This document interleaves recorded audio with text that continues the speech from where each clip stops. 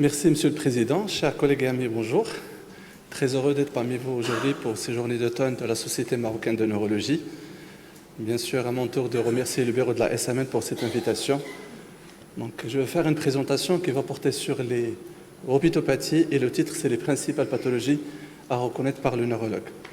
Donc, cette présentation va avoir comme fil conducteur un aperçu global sur les différentes étiologies. On va parler de l'enquête étiologique et puis vers la fin de la présentation, on va faire un focus sur quelques étiologies qui vont intéresser le neurologue. Donc en guise d'introduction, le terme orbitopathie est un terme générique qui va regrouper un certain nombre de maladies qui ont tous un point commun, c'est une atteinte d'une ou plusieurs structures situées à l'intérieur de l'orbite. On parle d'emblée d'un vaste panel de pathologies qui peuvent être à expression purement locale ophtalmologique. Parfois, il s'agit de maladies du système et qui peuvent être de nature variée, inflammatoire, infectieuse, tumorale ou vasculaire. Parmi ces étiologies, l'orbitopathie dystéroïdienne est considérée comme étant la cause la plus fréquente des orbitopathies, suivie ensuite des autres causes, des autres orbitopathies inflammatoires et des orbitopathies tumorales. Le diagnostic étiologique d'un syndrome orbitaire pose un grand problème d'énormes difficultés, dans le sens où les étiologies sont très nombreuses d'une part, et d'autre part, vu la contrainte de l'urgence, car certaines étiologies constituent de vraies urgences et peuvent compromettre le pronostic fonctionnel et vital du patient. Et par conséquent, l'approche diagnostique doit être rigoureuse et doit être multidisciplinaire.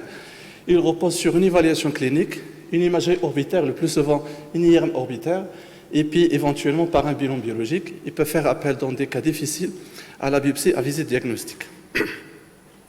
Donc ici, j'aime bien commencer ma présentation par ce petit rappel anatomique parce qu'il va nous permettre de plonger directement dans le grand spectre des étiologies des orbitopathies. Donc ici, vous voyez l'orbite, qui est une structure osseuse inextensible, qui comporte un certain nombre de structures, notamment le globe oculaire, le nerf optique avec les gaines, les muscles oculomoteurs, des éléments vasculo-nerveux, la graisse qui n'est pas schématisée ici, puis la glande lacrymale. Vous voyez en bas ici, les muscles oculomoteurs, ils forment un cône à sommet postérieur et à base antérieure. Et ce cône-là, il est très important parce qu'il va permettre de délimiter deux espaces qui sont très importants pour le raisonnement étiologique. Un espace ici, un espace intraconique qui comporte le nerf optique avec les gaines, la graisse intraorbitaire, et puis des éléments vasculo-nerveux qui ne sont pas schématisés. Et puis vous voyez l'espace extraconique qui comporte la graisse orbitaire qui s'étend jusqu'au périoste. Il comporte également la glande lacrymale. Donc cette segmentation en deux espaces, elle est très importante parce que les gammes diagnostiques, ils varient énormément et ils vont aider pour le diagnostic étiologique. Cette plaque, elle fait un peu peur. Je mets ici une liste non exhaustive des étiologies. Vous voyez, ce sont des étiologies de nature variée, inflammatoires, infectieuses, tumorales. Mais ce qui est important, ce qui va faciliter le raisonnement, c'est que la localisation des lésions va permettre de simplifier l'approche diagnostique et de restreindre la liste des étiologies et des diagnostics différentiels. Regardez ici, l'approche est la plus simple maintenant. C'est on prend par exemple une atteinte sélective du muscle oculomoteur. À ce moment-là, ça vient en premier, on va penser en premier à l'orbitopathie dystéroïdienne, au myosite idiopathique et puis le syndrome de GGG4. Lorsqu'on passe aux atteintes intraconiques, à ce moment-là, ce sont les malformations vasculaires, les lymphomes et les schwannomes. Et puis, chaque fois on parle du nerf optique, à ce moment-là, vous avez les pathologies inflammatoires, infectieuses, et puis les pathologies néoplasiques, les méningiomes et les gliomes, les glioblastèmes. Et puis, lorsque vous avez une atteinte plutôt infiltrante de toute l'orbite, à ce moment-là, on va évoquer les pathologies néoplasiques, les orbitopathies inflammatoires surtout non spécifiques, et puis le syndrome des GG4. Donc cette segmentation elle est très importante, et la radiologie va permettre d'orienter la topographie de la lésion, ce qui va faciliter le raisonnement étiologique. Donc pour simplifier toujours ce raisonnement étiologique, il faut retenir qu'il existe 5 types de lésions qui peuvent toucher l'orbite et causer un syndrome orbitaire. Vous avez les orbitopathies dystéroïdiennes, les autres orbitopathies inflammatoires, les pathologies néoplasiques, les traumatismes, les infections et puis les malformations congénitales. Ici, je mets quelques études qui ont essayé d'étudier la fréquence de ces étiologies dans différentes populations. Et maintenant, il est clairement établi que les orbitopathies inflammatoires représentent au moins 60% des étiologies.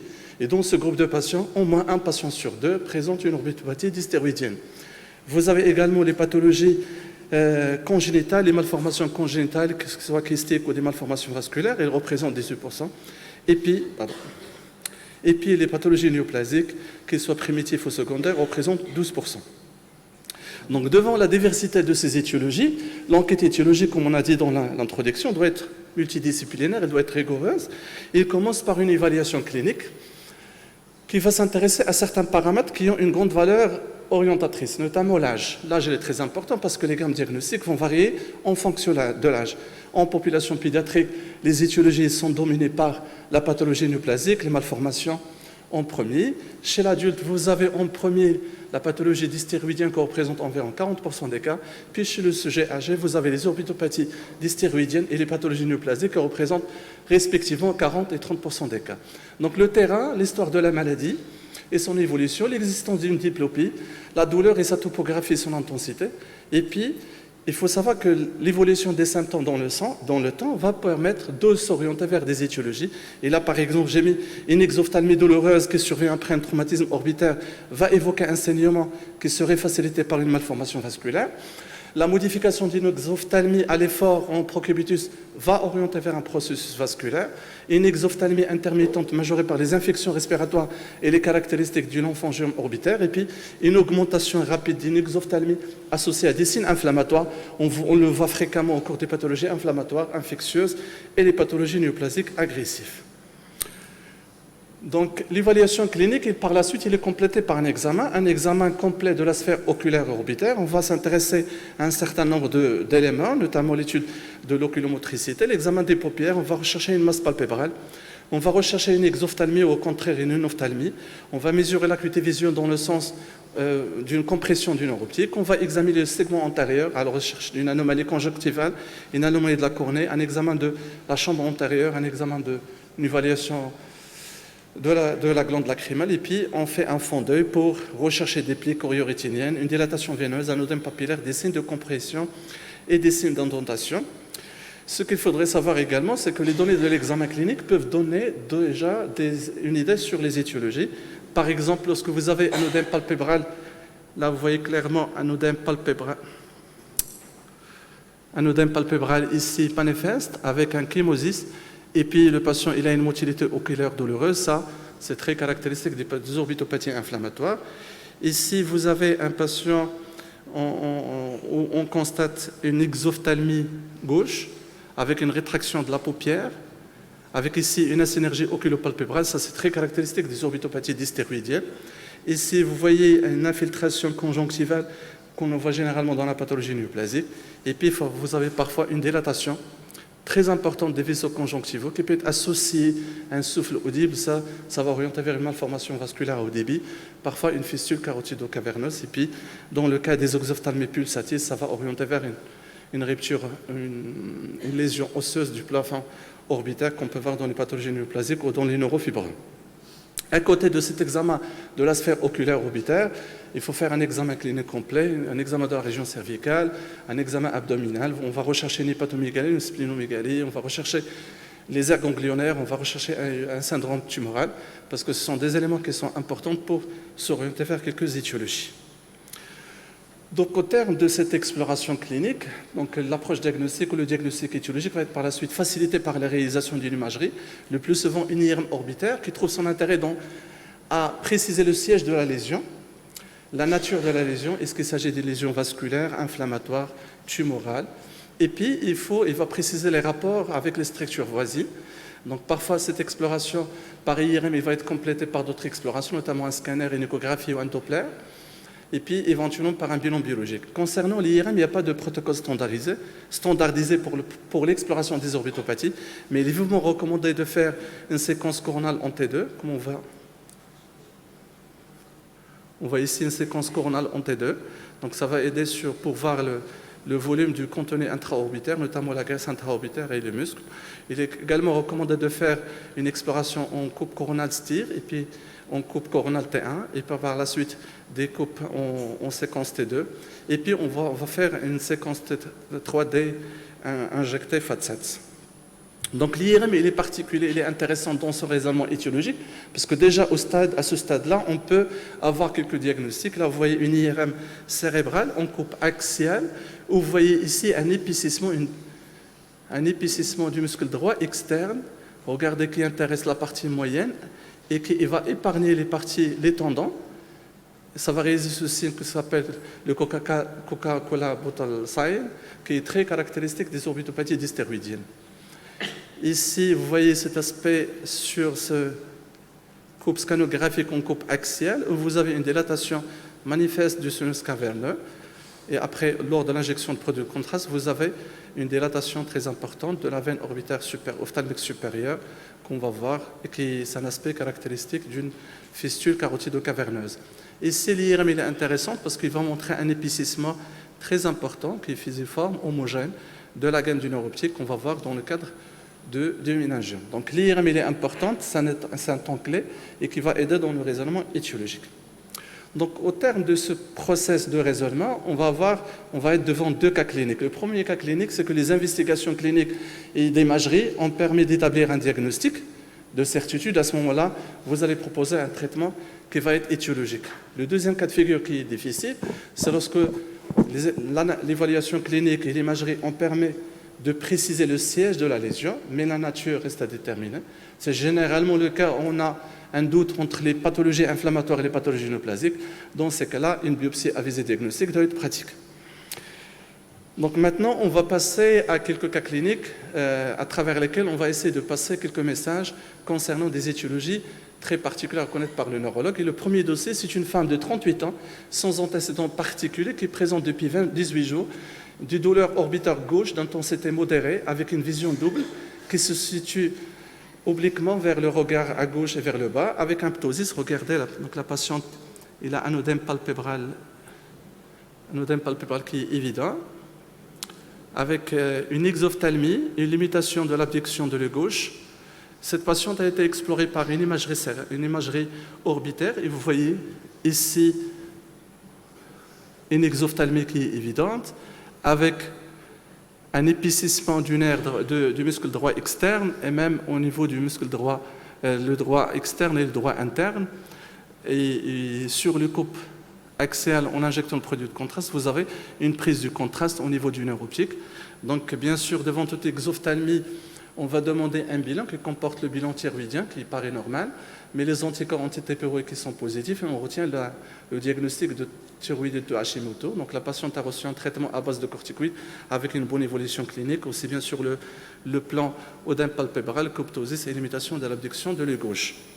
Donc l'orbitopathie dystéroïdienne, il se voit principalement au cours de la maladie de Basler. Il a été également décrit dans d'autres affections thyroïdiennes, notamment la thyroïdite auto-immune, comme le cas de cette patiente. Il touche fréquemment la femme de 30 à 40 ans. Il va réaliser une atteinte oculaire, bilatérale et asymétrique, dans 40% des cas. Le tabagisme est considéré un facteur de risque majeur. D'ailleurs, la réduction du tabagisme réduit le risque d'apparition de l'orbitopathie dystéroïdienne. Donc d'un point de vue physiopathologique, l'éthiopathogénie est inconnue, mais d'un point de vue physiopathologique, c'est une maladie auto-immune. De toute façon, l'expression clinique n'est pas systématique et les facteurs qui déterminent la gravité de l'atteinte ne sont pas connus. Donc c'est une maladie auto-immune qui est médiée par des anticorps. Ce sont des anticorps qui vont s'attaquer et vont produire une inflammation des muscles oculomoteurs, comme ce qu'on a vu sur l'IRM.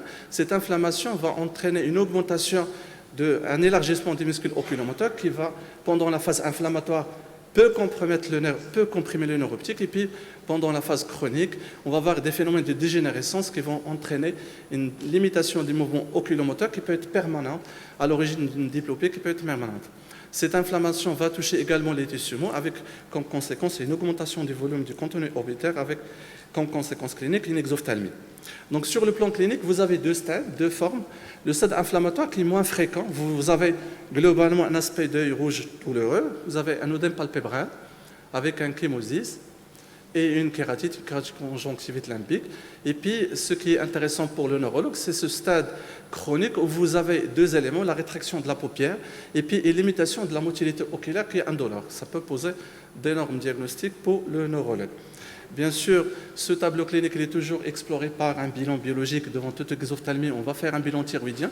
Notez que le bilan thyroïdien peut être tout à fait normal parce que vous avez des cas où l'orbitopathie il peut précéder l'expression clinique d'une pathologie thyroïdienne. Donc le scanner orbitaire il est important parce qu'il va permettre de confirmer l'existence de l'exophthalmie, il va quantifier cette exophthalmie et puis il va montrer des éléments dont on a parlé dans la partie pathologique, donc notamment cet élargissement des muscles élargissement du muscle oculomoteur qu'on voit de façon plus importante au niveau de l'IRM. Et comme j'ai dit, c'est un élargissement qui va intéresser la partie moyenne et la partie très antérieure à moyenne, alors que les insertions tendineuses sont épargnées. Et puis, ce qui est intéressant également, on peut avoir à l'opposé plutôt une atrophie des muscles oculomoteurs, mais à l'opposé, vous voyez qu'il y a une augmentation, une hypertrophie du contenu intraorbitaire, notamment de la graisse intraorbitaire, et vous avez l'impression que le nerf optique il est un petit peu aminci et tiré vers l'avant. Donc l'IRM orbitaire, il trouve son intérêt notamment dans les diagnostics différentiels, puis il va permettre une analyse plus fine. Donc le traitement, dans ces cas-là, le traitement de la dystéroïdie va permettre d'améliorer les symptômes, que ce soit dans la phase inflammatoire que dans la phase chronique. Également, on peut proposer d'autres traitements. Ces traitements dépendent principalement de la gravité du tableau clinique. Il y a même des corticoïdes, des immunosuppresseurs et de la biothérapie, mais cela, c'est en fonction de la gravité de l'atteinte. Deuxième dossier, donc c'est un homme de 54 ans qui était adressé. Il a comme antécédent un asthme et qui était adressé pour bilan d'une exophthalmie et une diplovie indolore associée à une ptosis bilatérale s'aggravant progressivement depuis 3 ans dans un contexte d'altération de l'état général, donc avec un amaigrissement qui est important. L'examen clinique, on trouve quand même une parotidomie égalée qui est évidente. Et vous voyez sur l'IRM orbitaire, toujours cet élargissement du muscle droit externe et du muscle droit interne.